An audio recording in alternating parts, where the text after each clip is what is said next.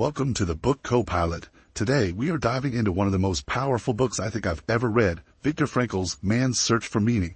It's an absolutely incredible look at the human spirit's ability to find a reason to live, even in the darkest of places. So, Frankl was a psychiatrist who actually survived the Holocaust, and get this, he wrote this entire book in just 9 straight days right after he was liberated. It's part memoir, part groundbreaking psychological theory, and it tackles one of the biggest questions there is: what keeps us going? Frankl was always coming back to this quote from Nietzsche, and honestly, this one idea is the key to the entire book. It's what unlocks the mystery of why, when faced with the exact same horrific suffering, some people just gave up, while others found a way to keep fighting. To really get what Frankl is talking about, we have to first try to wrap our heads around the reality he was thrown into. And this wasn't just physical pain. It was a cold, calculated system designed to completely erase a person's identity. When they first arrived at Auschwitz, the prisoners had to walk past a single SS officer. And this officer played what Frankl chillingly calls the finger game. With just a casual flick of his finger, this one man decided who lived and who died. A point to the left, that meant the gas chambers. A point to the right, forced labor. A tiny, brutal sliver of a chance to survive. For about 90% of the people who arrived with Frankl, the verdict was death. Can you imagine, in that one instant, everything you were, your job, your family, your accomplishments, your entire identity, it all just vanished? Frankl realized that his whole life's work, a manuscript he'd hidden in his coat, was now, as another prisoner told him, worthless. And this process of erasure was so methodical. They took your papers, your belongings, they shaved your head, they took away your name and gave you a number. As Frankl says, all they had left, literally, was their naked existence. The entire goal was to make them feel like nothing.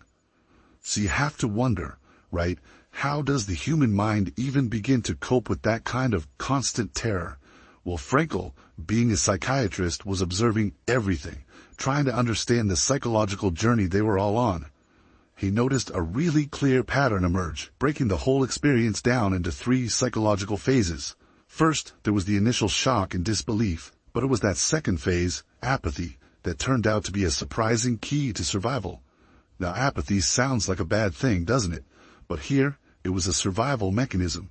The prisoners had to develop a kind of emotional numbness. They had to be able to see the most horrific things without feeling anything, because if they did, their minds would just shatter. It was a necessary protective shell. And this quote, this is one of Frankl's most brilliant insights. In a world that has gone completely insane, feeling numb and detached wasn't a sign of mental illness. No, it was a totally normal and even healthy reaction to a completely abnormal environment.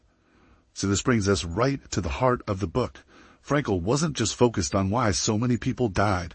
The real question for him was, why did anyone make it through? What was the difference maker? We're about to get into the very core of Frankl's answer, and it is truly life-changing. If you're finding this explainer as powerful as I do, please just take a quick second to like this and subscribe to the channel. It really helps us keep breaking down these incredible works. Alright, so what was it? What separated those who survived from those who didn't? For Frankl, the answer was completely clear.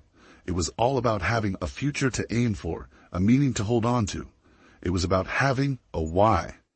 Frankl saw this sharp dividing line. The prisoners who died first were almost always the ones who lost hope.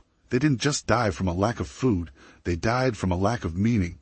But the ones who survived, they held on fiercely to something, the image of a loved one or a dream of something they still had to do in the world. For Frankl personally, a huge source of that meaning was love. He describes being on these freezing, brutal marches and having intense, vivid conversations with his wife in his head, not even knowing if she was still alive.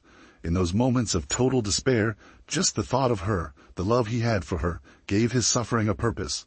And these experiences in the camps became the very foundation for his entire life's work, a new school of therapy he called logotherapy.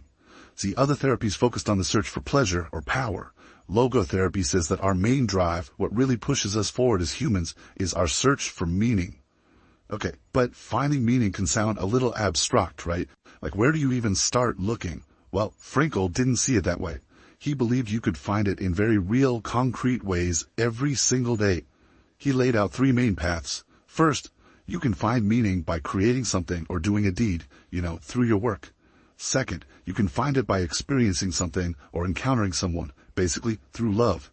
And third, and this was the most important one in the camps, you can find it in the attitude you choose to take towards suffering you can't avoid.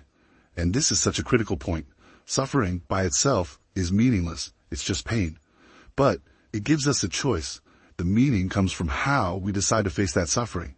Our response is what matters. And that idea of choosing our response, well, that leads us to what is probably the most powerful and famous insight in the entire book. It's a concept that has inspired millions of people. This is it. This is the ultimate power.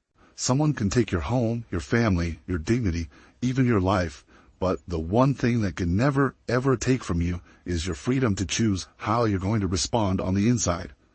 Frankl saw proof of this all around him. He talks about men who would walk through the huts comforting others, giving away their last little piece of bread.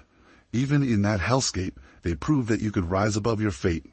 Who they became was the result of an inner decision, a choice to hold on to their humanity. And that leaves us with a really profound question for ourselves. If people could find meaning and exercise that inner freedom in a concentration camp of all places, what does that say about our own ability to choose our attitude and find purpose in the challenges we face every day? Thank you so much for watching. Don't forget to like and subscribe for more explainers that break down these monumental ideas.